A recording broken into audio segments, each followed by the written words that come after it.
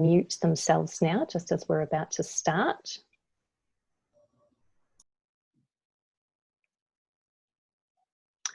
Okay, so we'll make a start.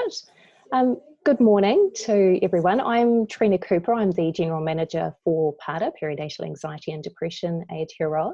We're a national entity based here in Wellington. This week is actually Perinatal Awareness Week. So if you keep a close eye on our Facebook page, we've got lots of posts and things that are coming out about that as well. And today is actually World Maternal Mental Health Day. So all over the globe, different P&D groups, perinatal support groups, just everybody that's working around pregnancy, childbirth and early parenting are holding events for parents, events for clinicians, and it's also a day that they're wanting to be marked as part of the World Health Organization calendar. There's a petition that I'll email you later on to make this day to be recognised. It's always the first Wednesday in May.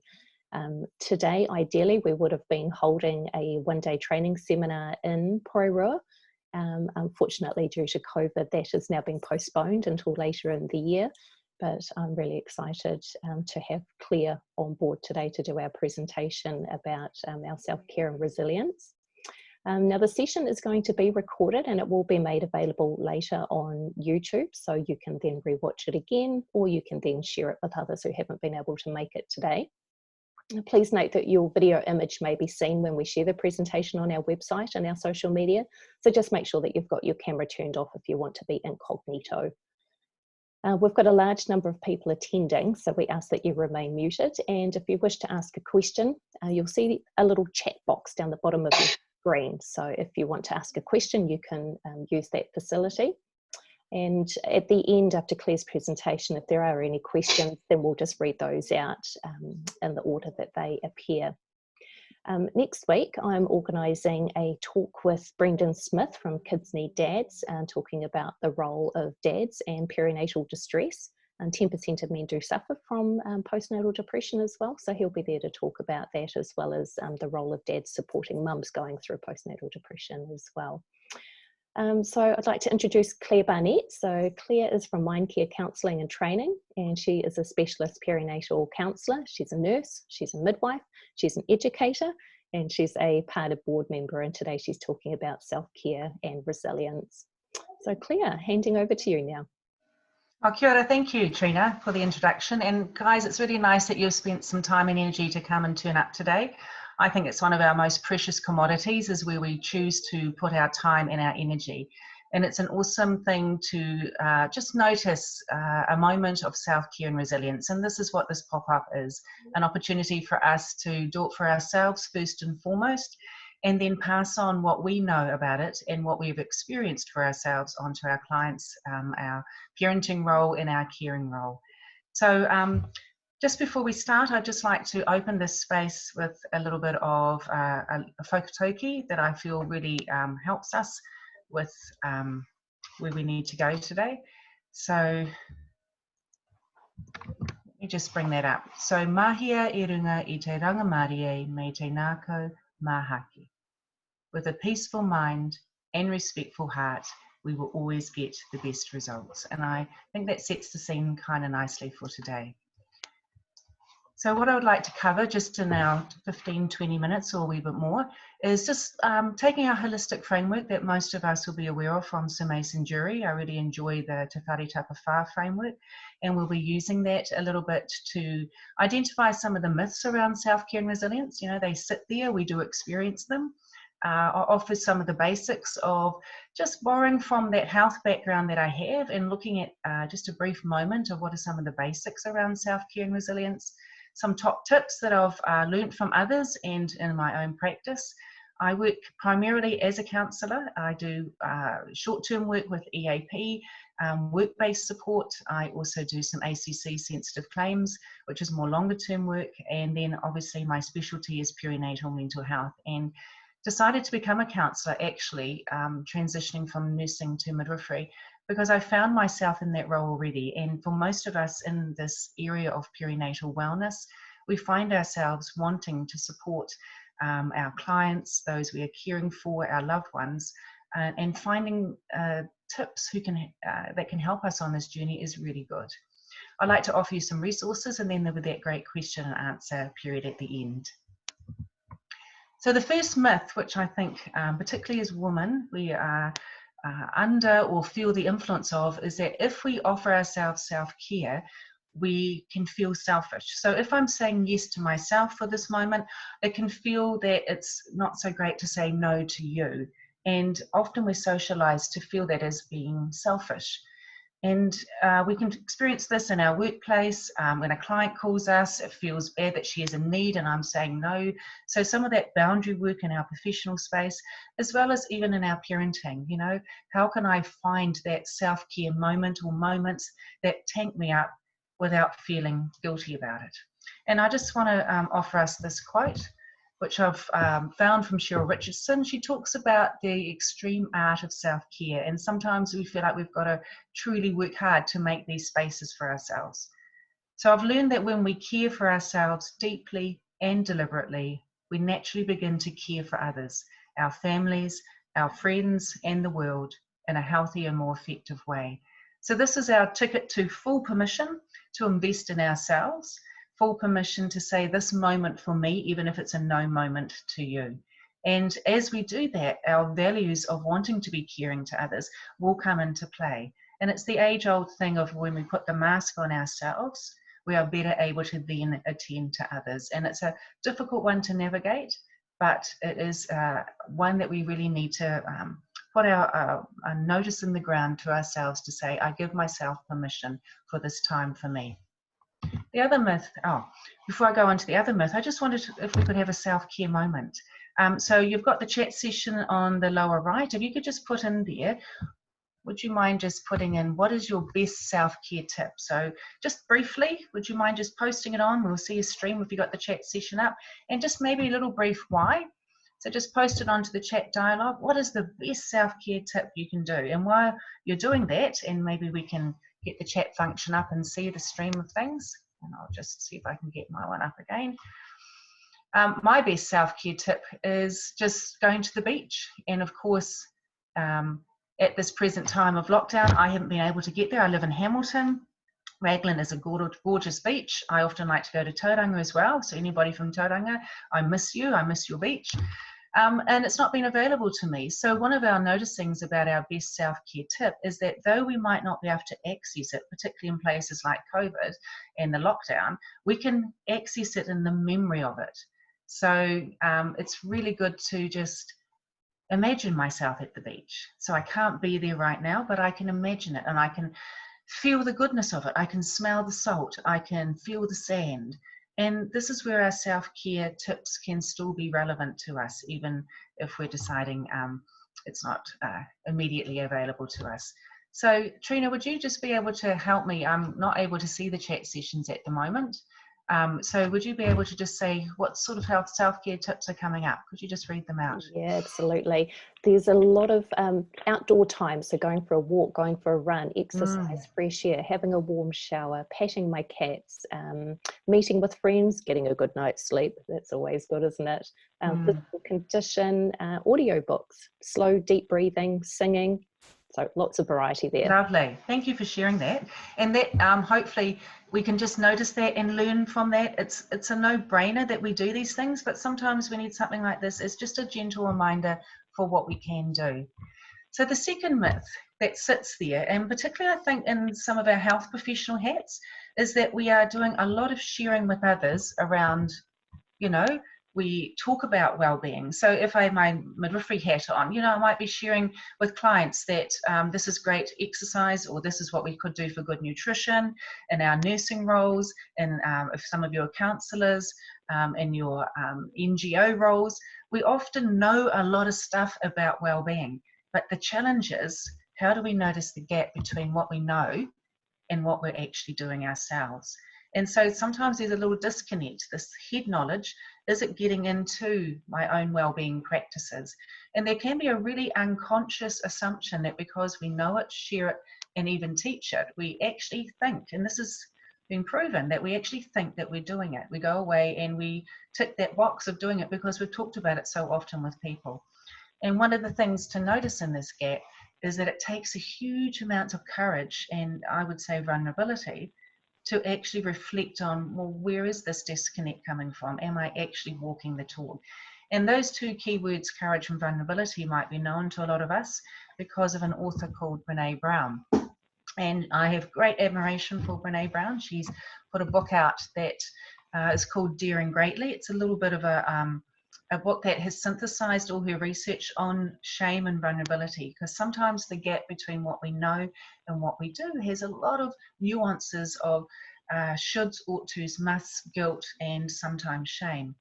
So I just offer you this book as a resource, and there's also a really good Netflix that's just come up last year that kind of talks about how the gap between practice values, aspirational values can be managed. She doesn't in this Netflix talk about the values so much, but she talks about shame and vulnerability and how we can bridge these gaps.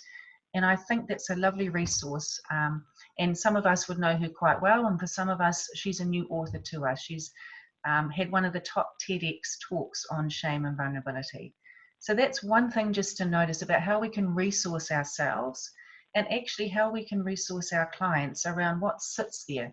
Often the word guilt will sit there, and that has a background of potentially shame sitting there, and it's not a word we use a lot. So again, this resource could be helpful to us. I think it takes about an hour.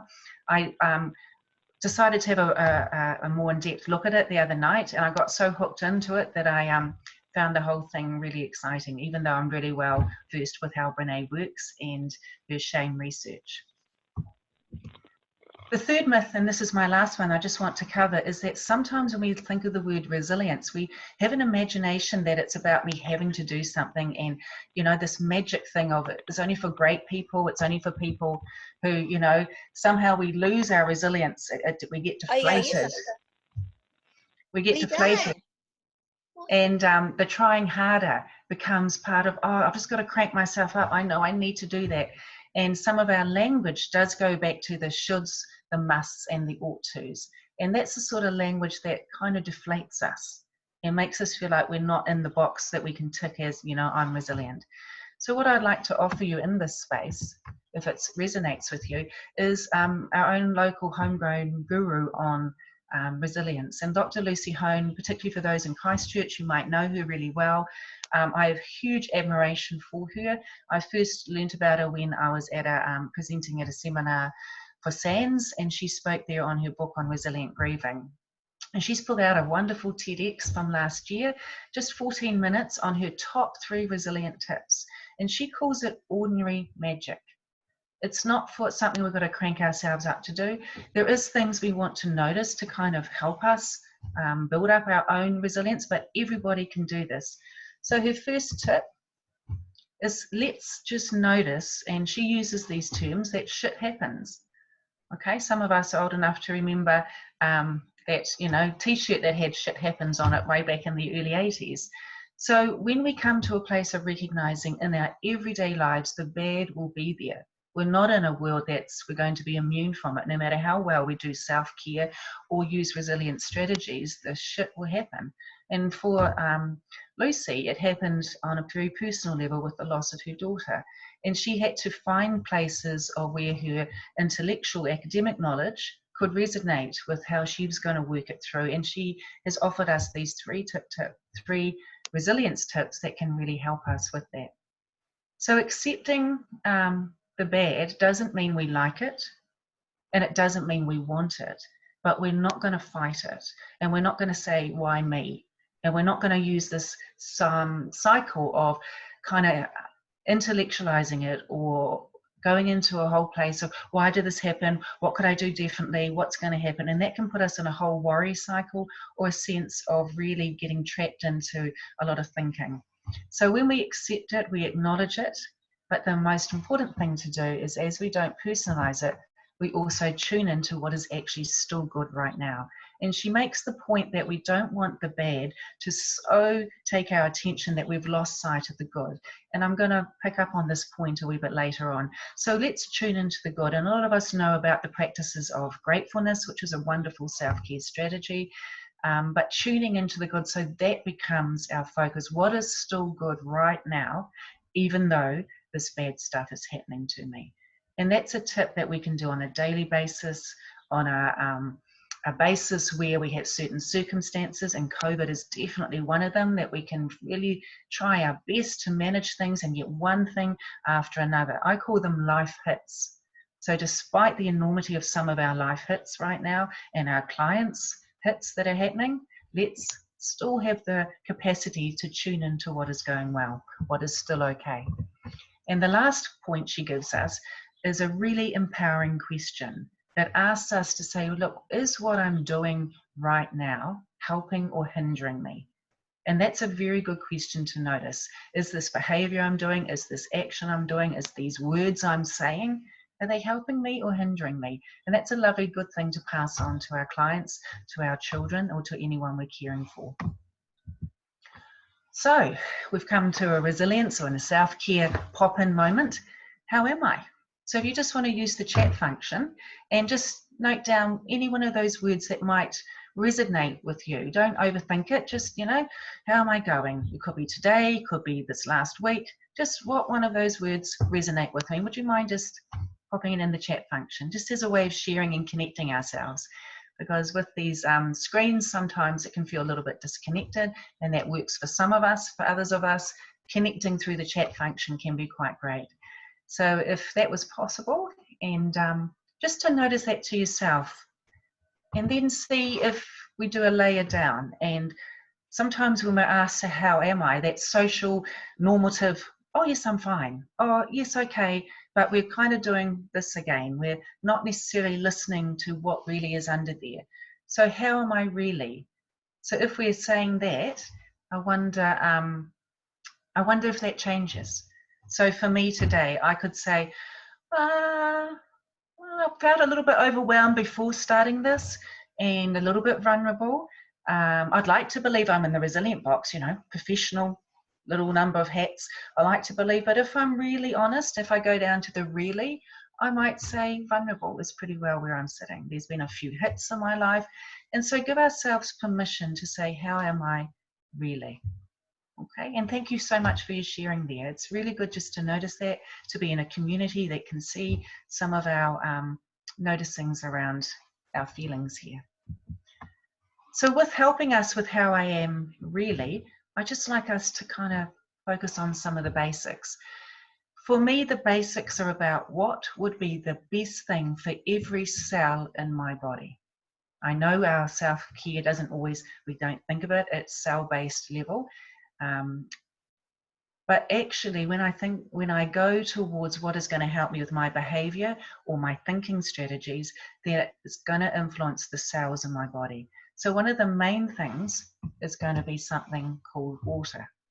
Again, these are no-brainers, but when we slow down and check in, what is sustaining me for life right now? It's the amount of water that I have the capacity to drink. So one of the noticings around water is that we can't manage without it. It's going to be 24 hours. We're going to notice that we're not going to function really well if we're not drinking. 48 and up to 36 maximum. So water is the great sustainer for life. So the little noticing about the basics is, how might I increase water? How could I make it a fun thing to drink? Because for some of us, it's like, oh, Claire, don't go there. It's not a moment to go into, oh, I'm not doing that. It's a moment of refreshing. Hey, water. The cells in my body really enjoy this. How can I nurture that? How can I comfort myself a little bit more with some water? Again, it's a different framework of what water could mean for us, but ideally, it's going to comfort us. It's going to nurture us deep within ourselves. And one of the little tips I take to help myself enjoy my water is I take the wine glass or the beer glass. I do like my dark beer. And I fill it up with the bubbles. And it's been really nice to either use cold water, hot water I really enjoy. So instead of the coffee, I might put the hot water in the coffee mug. So it still feels like I've got my cuppa, but I'm nurturing myself. I'm enjoying the warm water or the bubbled water in my wine glass. So a little tip, you might have your own tips there about how we can increase water as a form of nurturing and self-care to ourselves. The second one, again, a no-brainer, but it's one of the basics. How am I breathing? Like right now. So keeping it really, really simple, if we don't breathe, we don't live. If we don't breathe well, we don't live well. So the basics of a good breath would be just as deep in as we can. So if we just put our hands on our belly and just feel a nice deep breath in, and a little pause, and then as long out as we can do. And that's the basics of a breath. We don't need to overcomplicate it. Some of us, we have some amazing breathing strategies that we use. Others of us, it's like, oh, don't go there, Clare. I kind of know I need to do it, but it's a bit hard. So let's just imagine the cells in our body just jumping up and down and excited because oxygen is coming. A deep breath in, 50% more oxygen. You know, most of us, when we're stressed, will breathe from our chest. So when we breathe from our tummy, and if we put our hand on our tummy right now, the difference between our chest and our tummy is 50% more oxygen. So we can pass this on to our clients. We can say, you're giving yourself a pill, a medicine, which oxygen we know is medicine, every time you do a lovely belly breath. And that's as simple as we can take it. Lovely breath in, and then as long out as we can. And my self-care tip on breathing is the long breath out. We know that the parasympathetic nervous system, so our rest and relax nervous system, is stimulated with the longer the breath out. So it's a wonderful, beautiful way that our body's working for us to try and activate that nervous system that's going to encourage relaxation and rest just by doing the longer the breath out. And I've personally found a long breath out through my mouth. And I actually use the SH sound, the shush sound, to slow that down. And you could use that with yourself as we are speaking. Anytime I've had surgeons at the hospital tell me they're doing it in their surgery, I'm thanking God that they're focusing on that, but they're doing an automatic breathing around it as well. So it works anywhere, anytime. And the good news about our breath is we take it with us everywhere, and it's free, and it is a medicine. So yay for that. The third one I just want to emphasize is the sleep. Now, this is a huge topic for most of us in busy, busy, busy, busy lives. It particularly became something that I was developing some strategies around as an LMC midwife, being on call, 24/7 call out, etc. And again, would you mind just putting in the chat box if you would like more information in our Pada pop-ups, or actually probably more of our seminars. We're wondering if some of our seminars can go online, and we're thinking some breathing techniques, some more mindful breathing might be part of that. So let me know if you want more of that, or some sleep hygiene strategies, because today we can't go over that. But if you'd like that, just tap it in, just type it in. Yes, please, we want some more sleep hygiene. I want to know about some more sleep strategies, because today I'm just giving you a little brief one. Or let me know a bit more about breathing. Okay, let me know. So just type that in, and Trina will collect that, and we'll certainly take that on board for any of our online learning that we're hoping we can put together under this COVID situation. My takeaway for sleep is, for that 1 a.m., 2 a.m., 3 a.m. wake up, when we're sitting there thinking, I gotta go back to sleep, I wonder if we could just reframe sleep to mean rest. And there's a little phrase that I offer my clients, and I've seen it work for myself. A rest is as good as a sleep. So 7 layers from fully awake to deeply asleep. We cannot make ourselves sleep, but we can encourage ourselves to rest. And that resting, floating state is the theta state. And that is where that lovely relaxation music can take us. So if we can just let ourselves drift, remember our nice happy place, remember a nice story that we had, and say to ourselves, oh, okay, I've been drifting. And then when we almost went to sleep and we didn't, Just tell ourselves it's okay because I was drifting, and not to have that anxiety moment of, I'm not sleeping. So reframe sleeping with, I'm resting. And resting is helping cells in my body. We do get refreshment through that power nap, that little floaty moments that we can take. It does restore our cells, and it does give us some quality effectiveness. Okay, so moving on. I'm just going to finish with some well-being tips using Mason Jury's Te Whare Tapa Whā. So my little top tip for the hinengaro, for the emotional well-being, is to use something of traffic lights. Now, some of us would know this really well. I've done my own little adaptation to it. So if I ask us to have a well-being scale of 1 to 10, okay, the higher the number is where we feel that our well-being's better, and the lower the number, our well-being isn't so good. So just right now, could you just type in on your chat function what number comes to mind, just spontaneously, not thinking about it now. How am I right now? How am I last week? You can take your option, whether it's right now or last week. How am I? What number comes to mind? I can see those numbers. Thank you so much for participating. No pressure if you don't want to, but it's a good way of interacting. So those numbers are coming along, and it's just a moment. And what I like about our well-being scale, it's a moment in time. And though we might get a few hits that put our well-being lower, we don't have to stay there. And some of that mindful moments that I can use can put us into any of the well-being. So little tip, if my well-being, so I did this morning and I was probably about a 5, so that would put me in an orange zone. So what we need to look at is, just for the moment, for those of us who had a 7 and above, and thank you, notice where it's going well. Notice, be excited to say, yay, there's this moment here, and I wonder what reinforced it. I wonder what helped it, and can I make that happen more often? So 7 and above, fantastic. That's in green zone. And what do we do at the green traffic lights? We carry on, okay? If we're in orange, we're going to slow down, because believe it or not, at orange traffic lights, we're meant to slow down. Some of us aren't so good at that, and I know there's times I'm not. But if we don't slow down, we make a risk of going into the red zone. So when we slow down, we need to reflect, notice how well I'm doing, notice what I might want to do more of. But in the red zone, if we don't stop at the red traffic lights, what sort of risks do we have?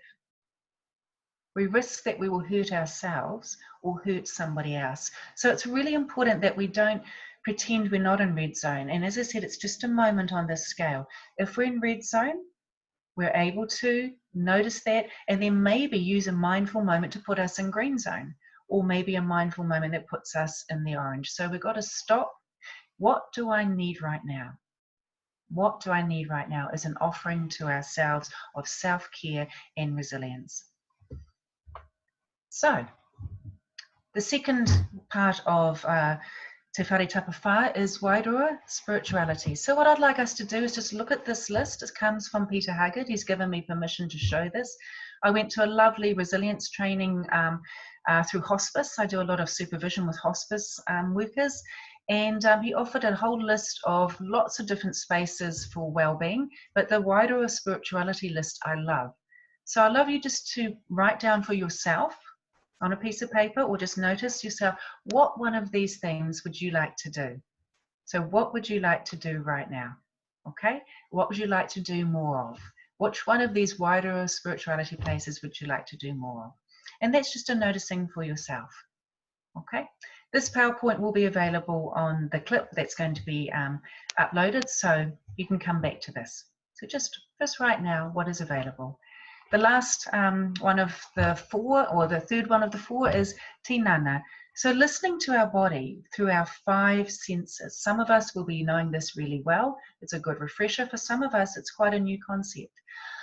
And we can do this with our clients. So what is a good thing that I can feel in my body right now? So what am I sitting on? How comfortable is it?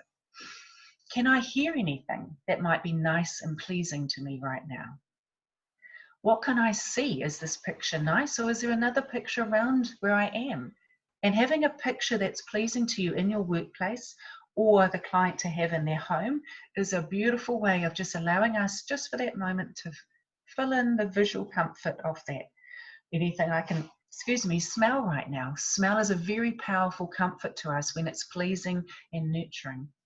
And what can I taste? You know, our glass of water could be a nice taste. It could be a taste of something else that we've just had recently.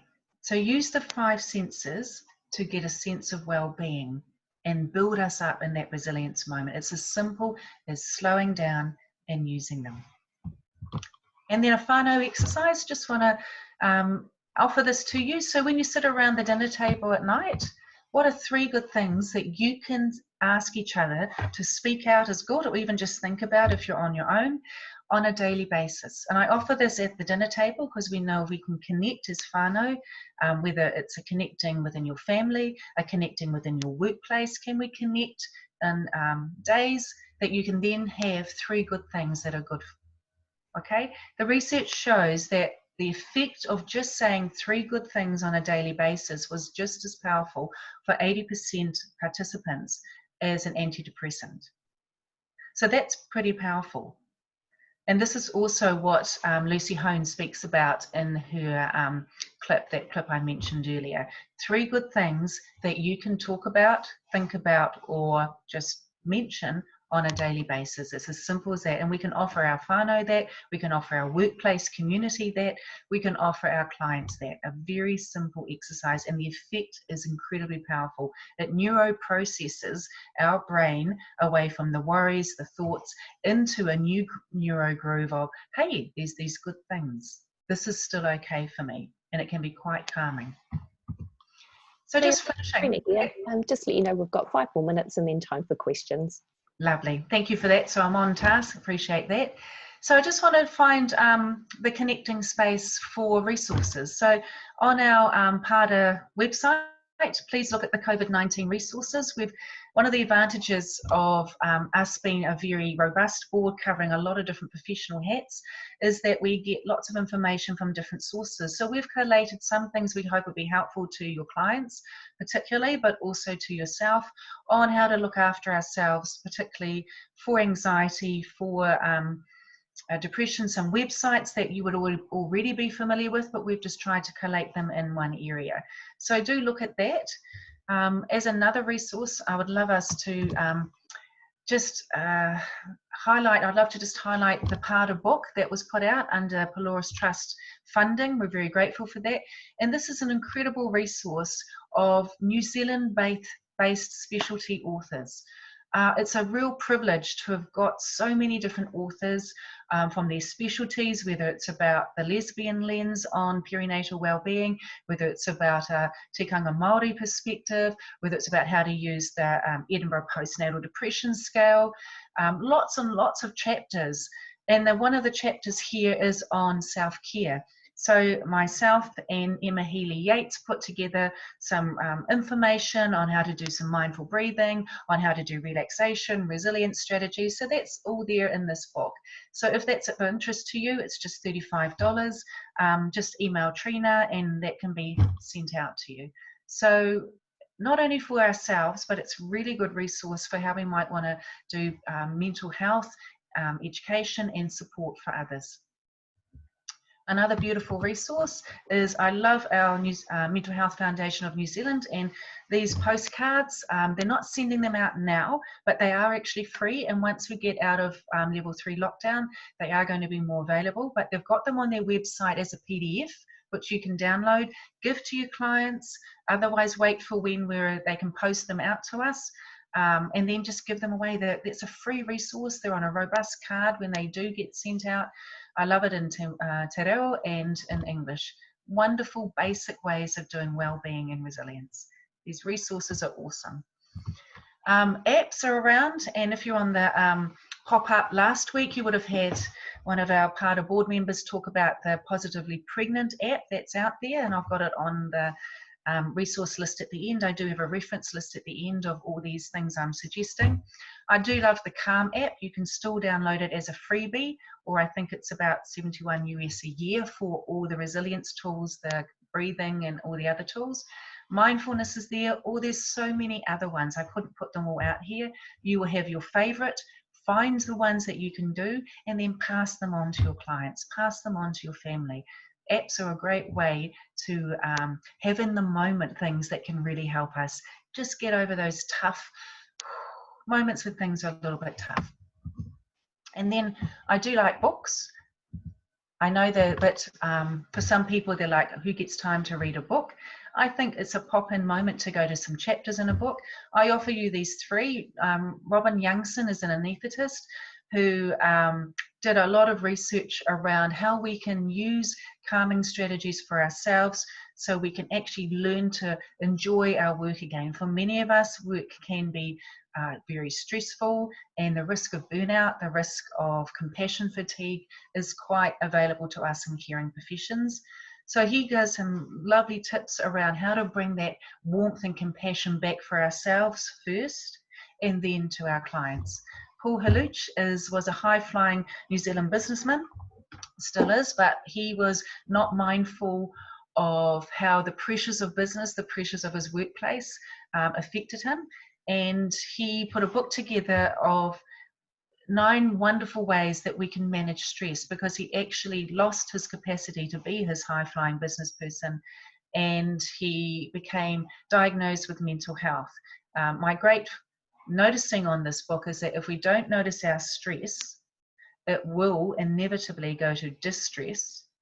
And if we don't notice our distress, it can only go to a diagnosis, a mental health diagnosis or a physical diagnosis. So anxiety is a diagnosis, depression, trauma are available to all of us in our caring professions if we don't notice our stress. And he talks about that and how he had a comeback out of a mental health diagnosis through his 9 steps.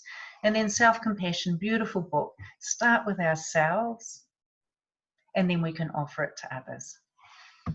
Okay, and then supervision, professional supervision. This is just a page from my website. There's many other people who do professional supervision.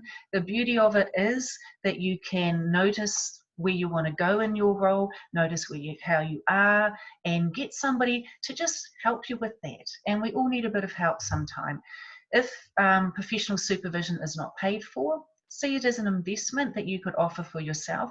Or look at peer supervision. Get others in your workplace, get others in your NGO group who can use some clarification, development, focusing, improving, enhancing, and appreciation places for you. Okay? Professional supervision, I think, is one of those things that is a gift to ourselves for all of us. And then this is just from the NZAC, the New Zealand Association of Counsellors website, just a little offering for all of you if you want. For some of us, we need a takeaway like this. The talking is only so good. So for yourself, for the kids, and for quarantine isolation, just some top tips there. Okay, final thought. We are stewards not just of those who allow us into their lives, but of our own capacity to be helpful. Nō reira, tēnā koutou. Tēnā koutou, tēnā koutou katoa. So questions, feel free to, how do you want to work the questions, Trina? Well, we've got the chat function. We've got sort of about maximum 10 minutes. If anybody would like to type in the chat, ask a question, Claire's available. So anybody has anything there?